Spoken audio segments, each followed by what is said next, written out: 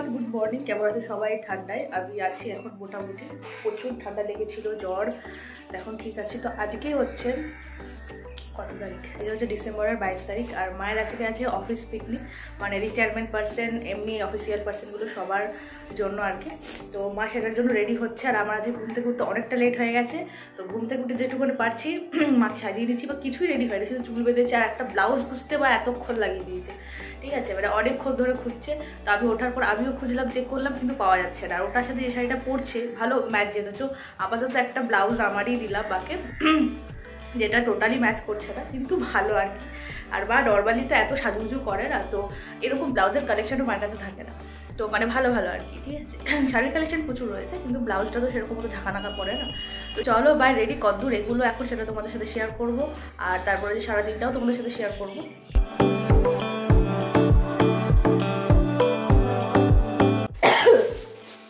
তো বাকি আবার এই ব্যাগটা দিলাম। আর হচ্ছে যে বলে এটার মধ্যে ছাতার প্লাস্টিক দিয়ে দিয়েছি, বুঝলে? বৃষ্টি বৃষ্টি হলে কত বড় আর কত ছোট দেবে? আর ছোটটা একটা ছিল না সাইডে দেওয়ার? কোনটা বলো তো? আবার তো সাইডে দেওয়ার ব্যাগ আর ছোটর মধ্যে সেরকম ছিল না। কারণ ও আচ্ছা, ওই সাইডে দেওয়ার ব্যাগ। ঠিক আছে, দাঁড়াও ওয়েট। আচ্ছা, বা কোন ব্যাগটা বলছে সেটা তোমাদের দেখায়, দাঁড়া দাঁড়াও। আর এদিকে সব এখনো মশারি ফশারি কিচ্ছু মানে খোলা হয়নি আর কি, যদিও আমি খুলি না, আমার হাজব্যান্ড গুছিয়ে দেয়। হয়ে গেছে ব্যাগটা, আমি গেছিলাম ওইখানে আছে। বা হচ্ছে এই ব্যাগটার কথা বলছে, এটা বার্থডে গিফট পাওয়া, এটা তো ছাতা গিয়ে ঢুকিয়ে দিচ্ছি এটার মধ্যে। বৃষ্টি বৃষ্টি হলে ছাতা একটা প্লাস্টিক দিয়ে যাও সাথে করে। সেসব করবো না, গাড়িটা কোথায় কি বার করেছি,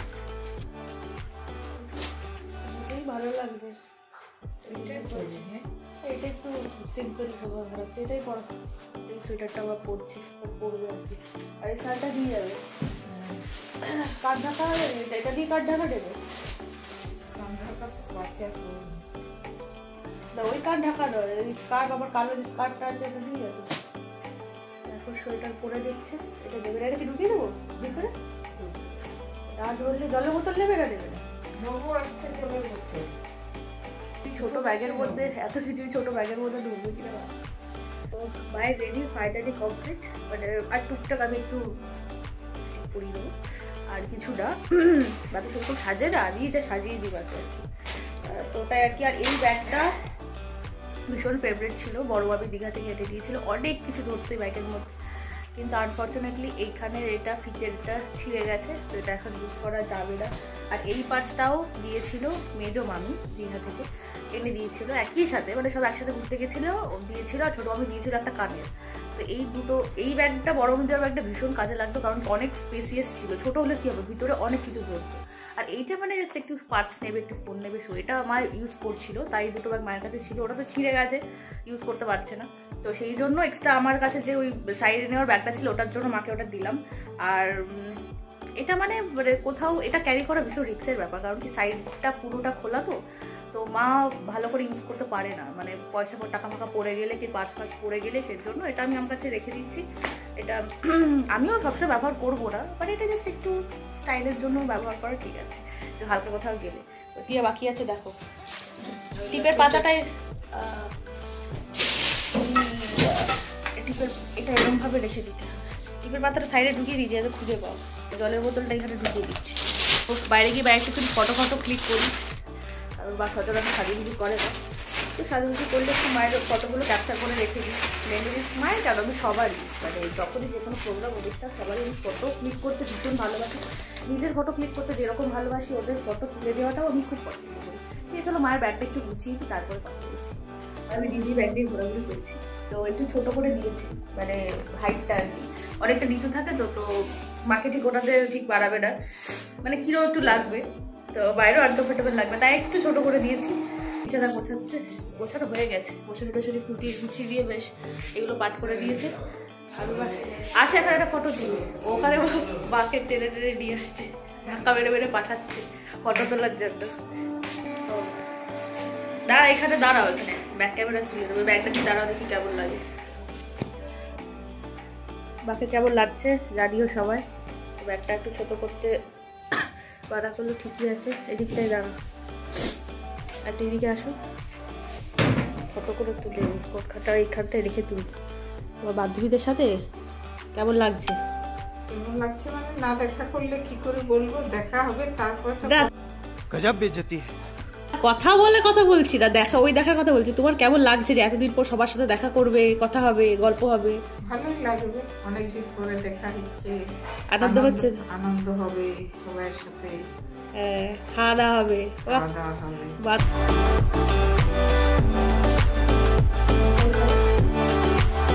এখানে দাঁড়াও, চলো। এই লিপস্টিক পরে ফটো দাও, তুমি সরো এখান থেকে। কি করছো? কুকুকে তার মাঝখানে এখানে নিয়ে এলো কেন? কুকুকে অলরেডি এখানে খাটিয়ে দিয়েছে। তখন মানে ইয়েটা লাগাতে ভুলে গেছিলাম, মুখে লিপস্টিকটা লাগাতে ভুলে গেছিলাম। তো বাইরে সবাই যে ট্রেন ধরার কথা ছিল সে ট্রেন ধরতে পারেনি, এবারে ট্রেন লেট করেছে আর কি। হাওড়া থেকে সবাই একটু আগে ফোন করেছিল, সবাই ছেড়েছে। তো ওটাই আর কি, বাড়িতে অ্যাডভান্স রেডি হয়ে গেছে। শুধু বাড়িতে দিয়েছে চা গরম করে খাচ্ছে। আমি গতকালের বিয়ে জামা কাপড়গুলো ওয়েদার তো ভীষণ খারাপ ছিল গতকালকে, ওইগুলো ছাদে মেলে দেবো একটু। আর হচ্ছে হাঁপিয়ে যাচ্ছি, তাকেও রেডি করে গা ধুয়ে আমি ড্রেস চেঞ্জ করে এই ছাদে জামা কাপড় মেলতে উঠলাম। আর মা অলরেডি সকালে কিছু জামা কাপড় ছিল যেগুলো মেলে দিয়েছে, আর সব কিছু কাচাকুচি করে দিয়েছে। শুধু রান্নাটুকু বাকি এখন। আমার হাজব্যান্ড বাজারে গেছে, ফিরে আসলে তারপরে রান্না হবে। কথা বলতে গিয়ে কথা আটকে যাচ্ছে, ডাক বন্ধ হয়ে গেছে, তো কথা বলতে অসুবিধা হচ্ছে, দম নিতে অসুবিধা হচ্ছে। তো ঝটপট এগুলো মেলে দিয়ে নিচে যায়। কালকে সারাদিন ওয়েদার খারাপ ছিল, বৃষ্টি। তো আজকে রোদটা বেশ ভালো লাগছে। হবে না সেলাই, সেলাই দোকানে নিয়ে গেলে হবে না, এরকম পিঠে ইয়ে করে।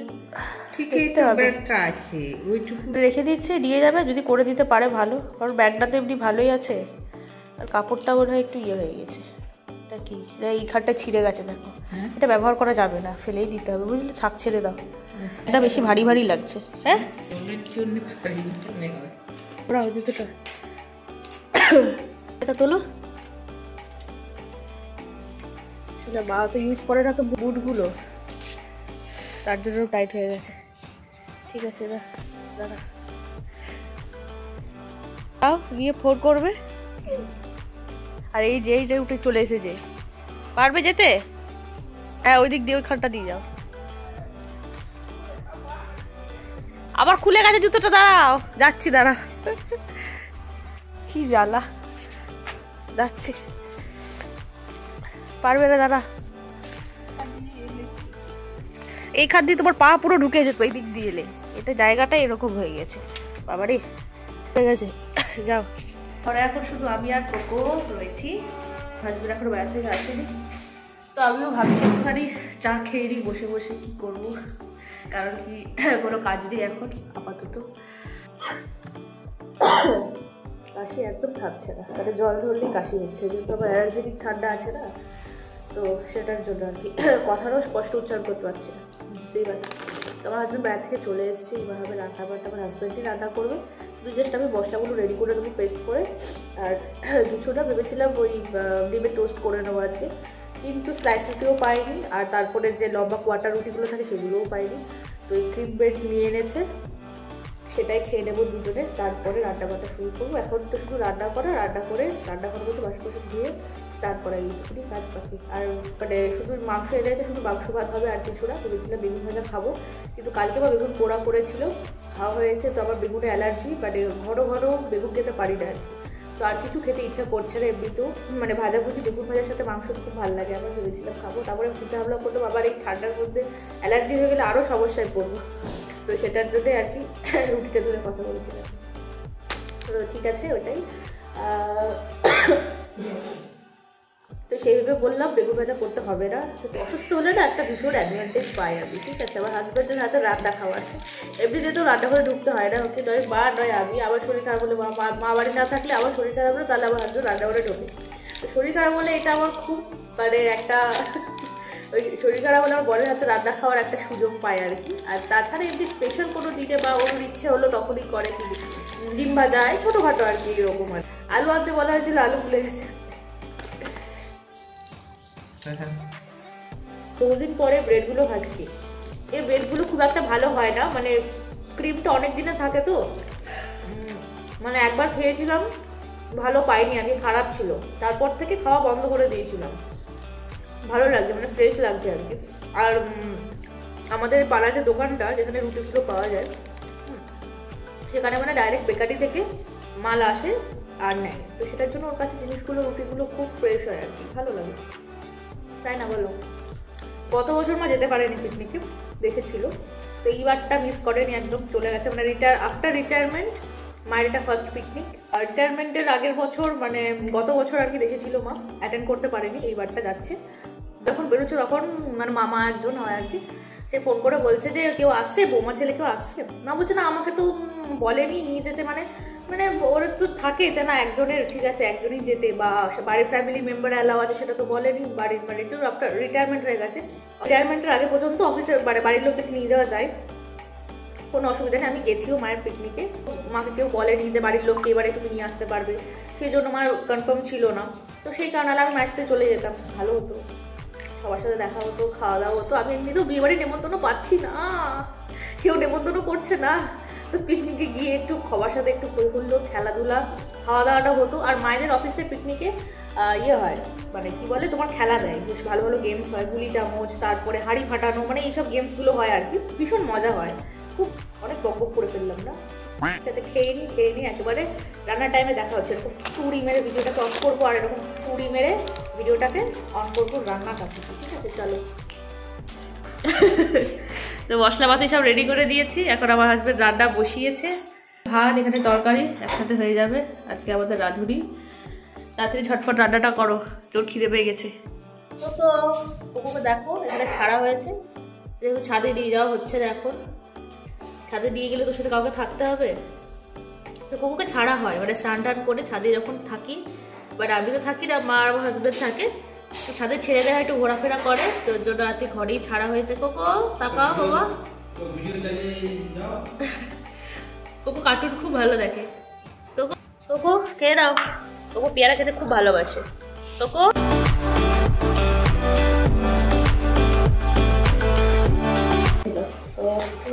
পুরো বুদ্ধির মতো লাগছে, যত বেলা বাড়ছে তত রাগ বন্ধ হয়ে যাচ্ছে, বিশেষ করে ওকে ভাতের মধ্যে চালটা আমি দিয়ে দিই ধুয়ে, ব্যাস আবার কোনো কাজ নেই। এখন ভাতটা হয়ে গেলে গরম জল বসিয়ে দুধ স্টার্ট করে দেবো, ওটার মধ্যে মাংসটা আরামসে হয়ে যাবে, ভাতও দিকে হয়ে যাবে, ভাত তো এক্ষুনি হয়ে যাবে, করতে ব্যস্ত হয়ে গেছে, রান্নাবান্না করে নিয়ে দেখা করি নাকি আমরা, বলো একবারে ফ্রেশ ফ্রেশ হয়ে গিয়ে, আর অনেক কাজ রয়েছে, একে একা হাতে করতে হবে আজকে, তো বেশি ডিস্টার্ব করবো না ওকেও, আর ক্যামেরা নিয়ে এদিক সেদিক করবো না, আর আবারও কথা বলতে ভীষণ অসুবিধা হচ্ছে, তো একেবারে স্টার্ট করে দিয়ে আমরা ছাদে গিয়ে তোমাদের সাথে দেখা হবে, বলো।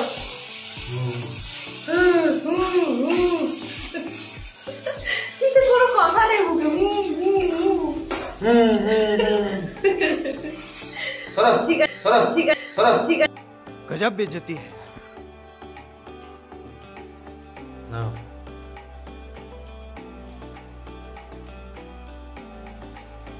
আমার থেকেও ভালো হয়েছে, এর থেকে বেস্ট কমপ্লিমেন্ট আর হতেই পারে না।